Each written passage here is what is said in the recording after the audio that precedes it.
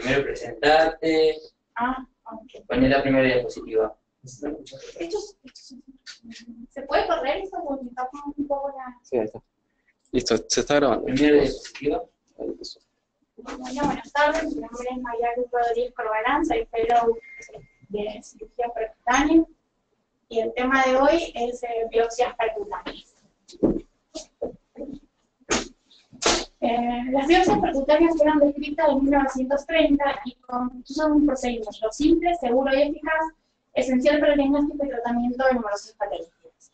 Se ha convertido en una pieza clave para el abordaje terapéutico de determinados tumores. ¿Cuáles son las ventajas de hacer una biopsia? Menos invasiva, ambulatoria, y el avance tecnológico ha permitido que se pueda realizar en centros de salud, en quirófano, en la terapia intensiva, lo que mucho le genera más confort al paciente. Indicaciones: determinar la naturaleza de una lesión, ya sea benigna o maligna, obtención de material para estudio citológico, histológico, microbiológico, biología molecular o para determinar inmunohistoquímica en tumores malignos. Por ejemplo, ahora hay algunos sarcomas que responden bien a la terapia con anticuerpos monoclonales y eso se lo descubrió en base a la toma de biopsias en lesiones, por ejemplo, sarcomatosas de Pérez. ¿En qué casos está contraindicada una biopsia? Absoluta: rechazo por parte del paciente, una coagulopatía incorregible o falta de CCC.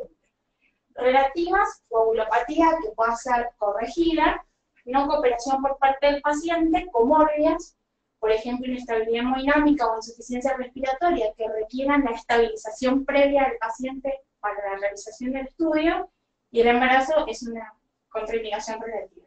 Por ejemplo, hay determinadas patologías que no se puede realizar una biopsia. Por ejemplo, lesiones en la glándula suprarrenal que uno sospeche que pueda llegar a ser un trombocitoma, no se puede tomar la biopsia porque puede generar una crisis hipertensiva que lo ponga en rápido riesgo al paciente.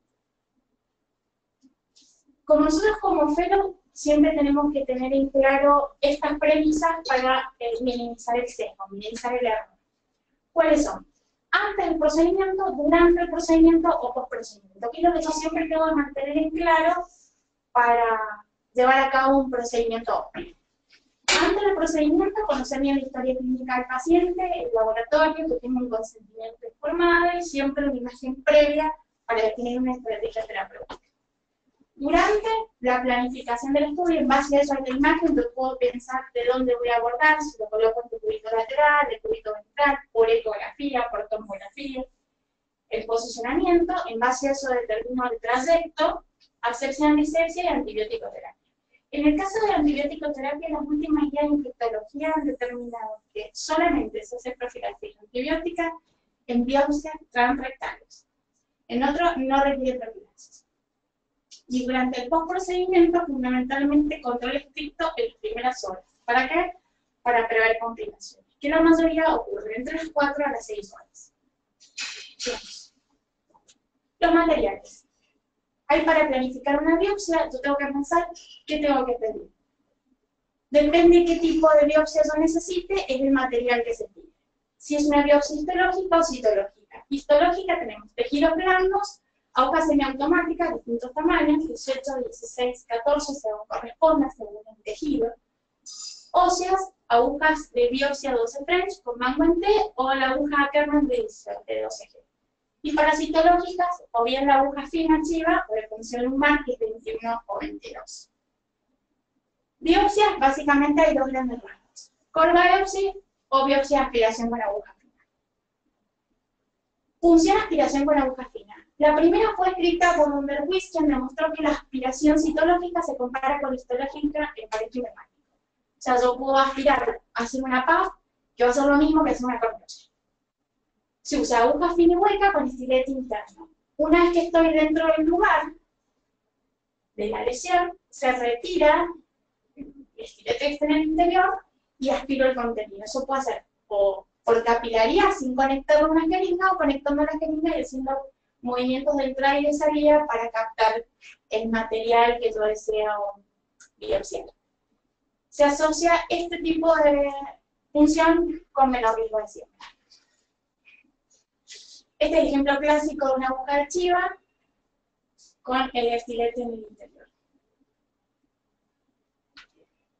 La core biopsia permite obtener cilindro de tejido para estudio histológico. Eso incluye inmunistoquímica, pero sí también puedes hacer improntas de citología. O sea, eso puede hacer tanto histología como citología. Es una técnica donde se usan agujas gruesas, que son las agujas Trucar. Pueden ser manuales, automáticas, semiautomáticas. Nosotros contamos con las semiautomáticas. Y le provee una sensibilidad y una especificidad mayor que la aguja. De hecho, el 98% de sensibilidad y especificidad. Este es un ejemplo de una aguja Trucar. Acá tenemos el émbolo, la cánula de corte y en el extremo, no sé si se lo van a ver bien, tenemos la longitud de corte y acá está la camisa que va a captar la muestra, que una vez que tomo se retira, la lesión queda ahí y lo extraigo. Ahora hay un dibujito útil. Por ejemplo, yo quiero tomar una biopsia de X tejido.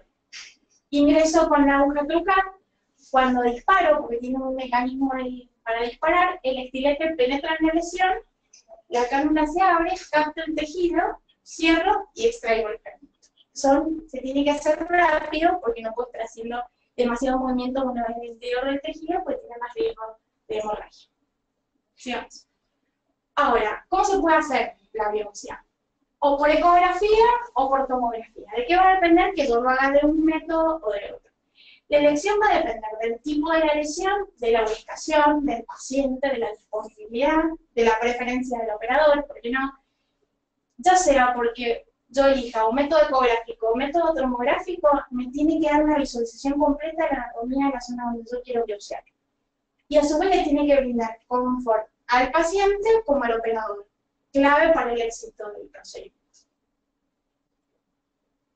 Si uno decide por ecografía, tenemos distintas modalidades, lo que se llama guía indirecta por ecografía. De acuerdo con el material que se desea obtener y la localización, se puede usar agujas 22G.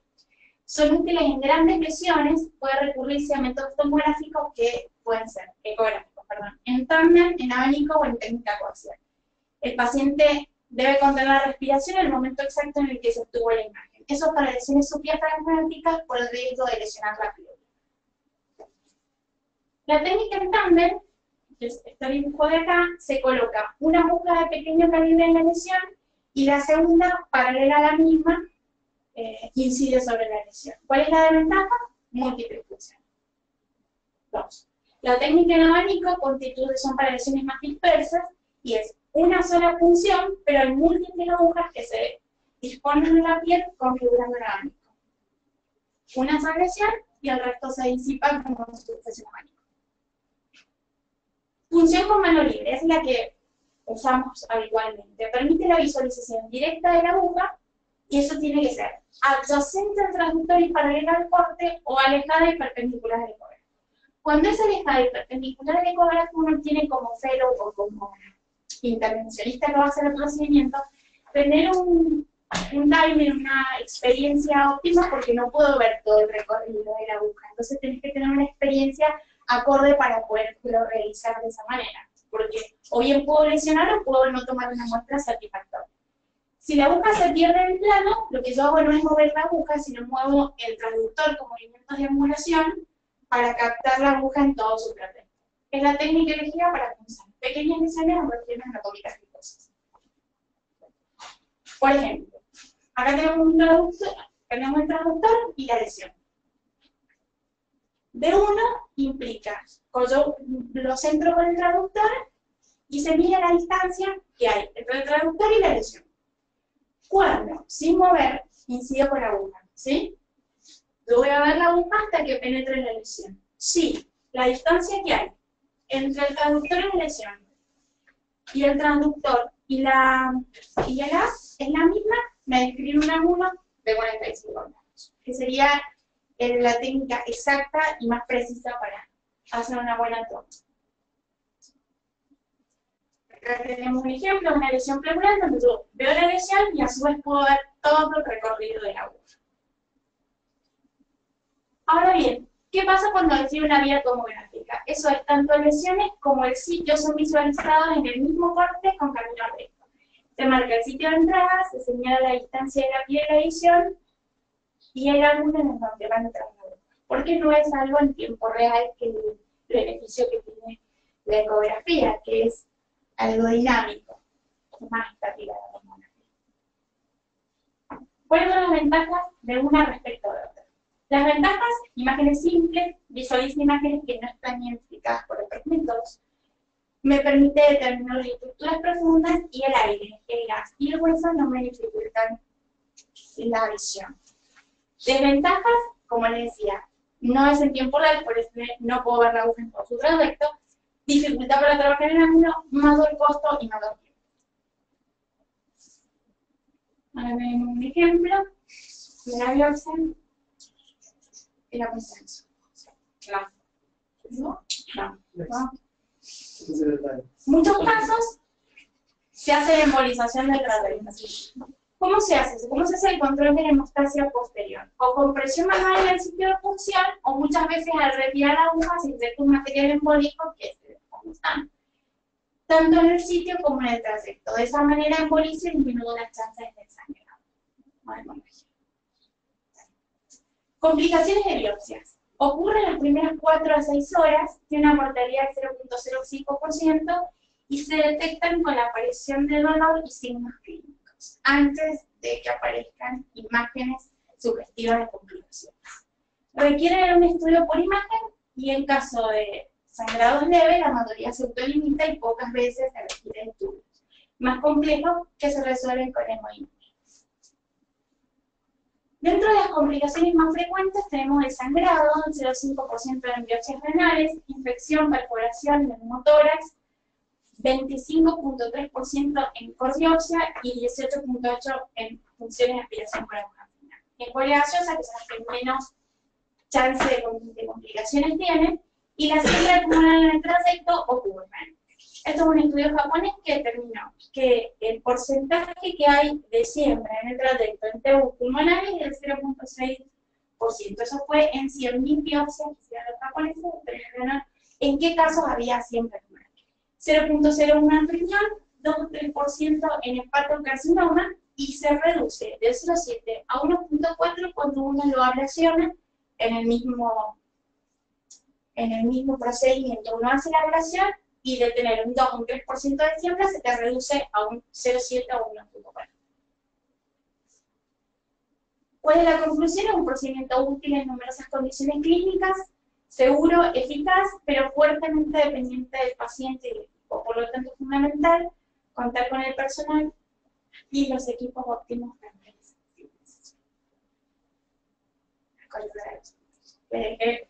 Lo representativo de la provincia.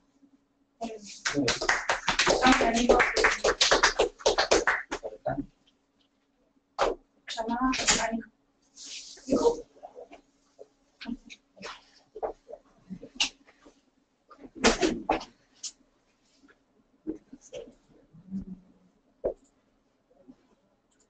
Estás teniendo un buen momento en el